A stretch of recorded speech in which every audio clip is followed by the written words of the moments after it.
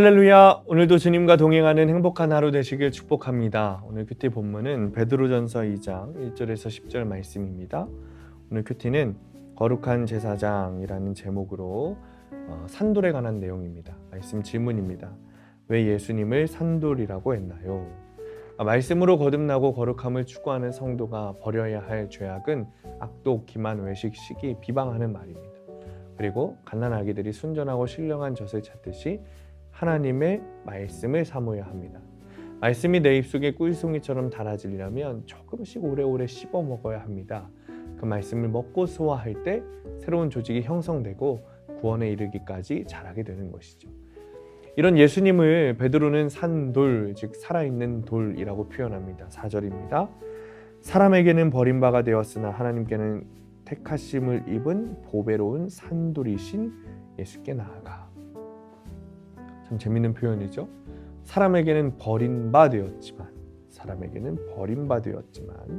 하나님에게는 택하심을 받은 자, 그 보배로운 산돌이 되는 거죠.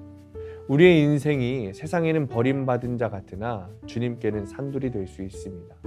오히려 사람들은 세상은 쓸모없는 것이라고 여기며 버리지만 주님 보시기에는 살아있는 돌처럼 여겨지는 거예요. 여러분, 돌이 살아있을 수 있습니까? 그럴 수 없습니다.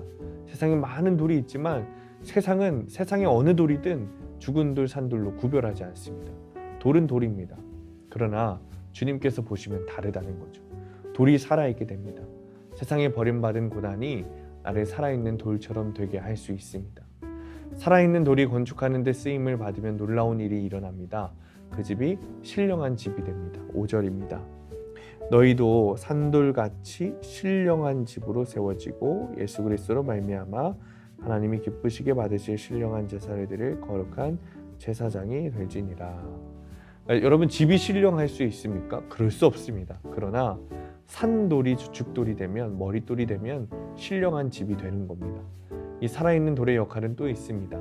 믿지 않는 자에게 부딪히는 돌과 넘어지게 하는 바위가 되게 하십니다. 예수님을 믿고 순종하는 자는 그분과의 연합으로 부끄러움을 당하지 않고 영광을 얻게 됩니다. 하지만 주님을 믿지 않고 불순종하는 자는 이 돌에 걸려 넘어져 수치를 당하게 됩니다. 여러분은 살아있는 돌입니까? 가정에 살아있는 돌이 되어 여러분의 가정이 신령한 집이 되게 하십니까? 아니면 그 산돌에 넘어져 수치를 당하는 사람입니까?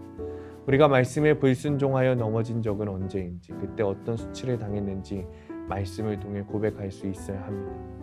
우리가 말씀에 걸려 넘어지는 존재라는 사실에 여러분 너무 두려워하거나 무서워하지 마시기 바랍니다. 그 수치와 그 수치를 고백하고 회개함을 통해 변하게 하시는 말씀이기 때문입니다. 10절입니다. 너희가 전에는 백성이 아니더니 이제는 하나님의 백성이요. 전에는 긍휼을 얻지 못하더니 이제는 긍휼을 얻은 자니라. 전에는 하나님의 백성이 아닐 수 있습니다. 그러나 말씀을 통해 우리의 수치가 드러나고 넘어지고 그것을 회개하고 말씀으로 내 삶을 해석하여 적용하여 살아가면 우리도 하나님의 백성, 이제는 긍휼을 얻은 자가 될 수 있다는 거죠. 적용 질문입니다. 나는 말씀을 사모함으로 날마다 꼭꼭 씹어 먹고 있습니까? 내가 말씀에 불순종하여 넘어진 적은 언제이고 그때 어떤 수치를 당했습니까? 오늘의 원포인트입니다. 말씀에 걸려 넘어지는 것이 축복입니다. 말씀을 통해 내 삶의 죄와 수치가 드러나는 것은 오히려 축복의 일입니다. 내 죄가 드러나고 내 수치가 드러나 나의 죄를 회개할 기회가 생기기 때문입니다. 말씀에 걸려 넘어지지 않으면 죄를 깨닫지 못하고 그저 내 의로 살아가게 되지만 말씀으로 내 수치가 드러나면 주님 앞에 자복할 수밖에 없기 때문입니다. 오늘도 말씀을 통해 내 삶이 해석되고 주님 앞에 더 가까이 가는 하루 되시기를 간절히 축복합니다. 기도하겠습니다. 주님, 우리는 주님처럼 살아있는 돌이 되기를 원하지만 우리는 연약하여 그러지를 못합니다. 주님, 우리가 이제 마음과 생각을 바꾸어 살아있는 돌이신 주님의 말씀에 걸려 넘어져 내 수치가 드러나고 내 죄가 드러나고 오히려 그것을 통해 회개하여 주님 앞에 무릎 꿇고 나아가는 주님의 종, 주님의 자녀가 되게 하여 주옵소서. 회개를 통하여 주님 앞에 더 나아가는 주님의 자녀가 되게 하시고 말씀으로 걸려 넘어지는 것을 두려워하는 것이 아니라 축복으로 여기며 내 죄를 계속해서 바라보는 참된 그리스도인 되도록 주님 인도하여 주옵소서.